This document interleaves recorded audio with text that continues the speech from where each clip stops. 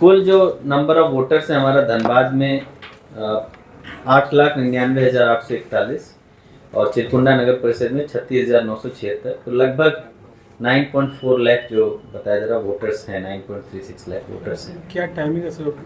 7 बजे सुबह से लेकर 5 बजे शाम तक लोग अपने मताधिकार का प्रयोग कर सकते हैं।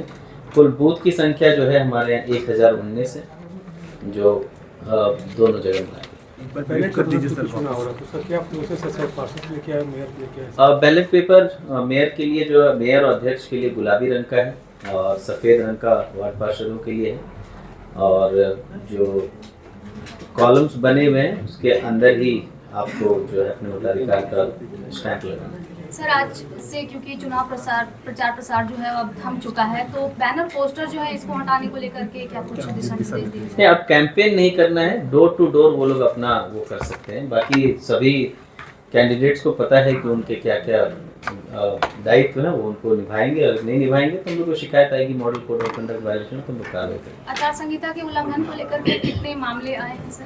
कुल 42 मामले आए हैं, ज़्यादातर माइनर हैं। 1-2 मेजर है जिसमें जांच की आवश्यकता है, तो वो अभी संबंधित पदाधिकारी को गया है, उस पर आगे तक। संवेदनशील और अति संवेदनशील बूथों की जानकारी। संवेदनशील अति संवेदनशील बूथ कुल 324 संवेदनशील धनबाद में और 1 चिरकुंडा नगर परिषद में। अति संवेदनशील 71 है धनबाद में और 0 है चिरकुंडा नगर परिषद में। और ये भवनों की संख्या मतदान केंद्र के लिहाज से उसकी संख्या थोड़ी ज़्यादा है। सर कंट्रोल रूम का नंबर अगर अवेलेबल करा 112 है और वो हम इसमें जो मीडिया वाला ग्रुप है उसमें लैंडलाइन नंबर, मोबाइल नंबर वो हम डलवा देते हैं, और 112 तो हैं। अच्छा, उल्लंघन के मामले 2000 कंट्रोल रूम का नंबर। अच्छा ये है, हाँ 0326 2311 860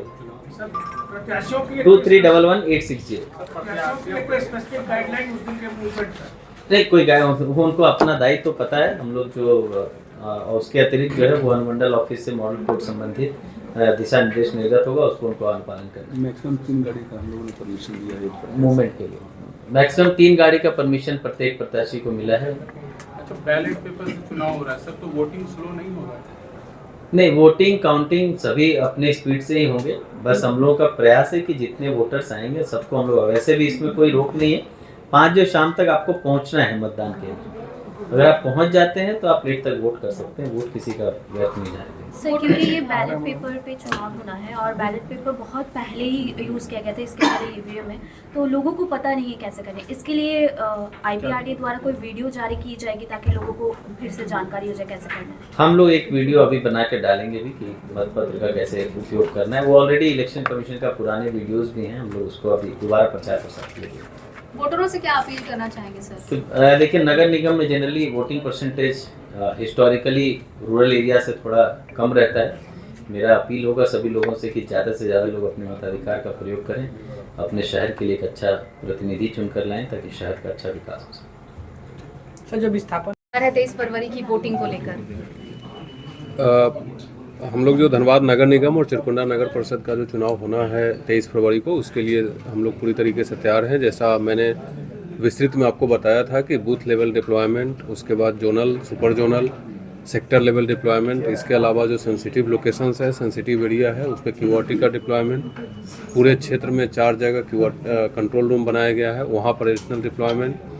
जो जिला में सीनियर ऑफिसर्स हैं, सीनियर पदाधिकारी हैं, उनके साथ स्मॉल QRT के रूप में मूव करने के लिए तो हम लोगों की तैयारी पूरी है। लगभग 3000 पुलिस बल एवं अधिकारी मिलाकर के इस पूरी प्रक्रिया में लगाए जा रहे हैं, और हम लोग ये इंश्योर करेंगे कि मतदान काफ़ी शांतिपूर्ण, इंसिडेंट फ्री रहे और लोग निर्भीक होकर के आकर के अपना मताधिकार का प्रयोग करें। सेंसिटिव और अति सेंसिटिव जो है बूथ, उनमें क्या कुछ संख्या रहेगी पुलिस बल की? देखिए, पूरे जितने हमारे मतदान केंद्र हैं उसको 3 कैटेगरी में बांटा गया है, हाईली सेंसिटिव, सेंसिटिव और नॉर्मल। हाईली सेंसिटिव में ऑब्वियसली चूँकि वो हाईली सेंसिटिव है तो उस पर अधिक संख्या में पुलिस कर्मी एवं ऑफिसर्स लगाए जाएंगे। उससे थोड़ा सा कम सेंसिटिव और उससे थोड़ा सा कम जो नॉर्मल बूथ्स हैं, बट प्रत्येक बूथ पर फोर्स और ऑफिसर्स की डिप्लॉयमेंट की गई है। जो अति संवेदनशील है, जो हाईली सेंसिटिव है, उस पर कम से कम 6 पुलिस पदाधिकारी रहेंगे, पुलिस पदाधिकारी और कर्मी मिला करके रहेंगे।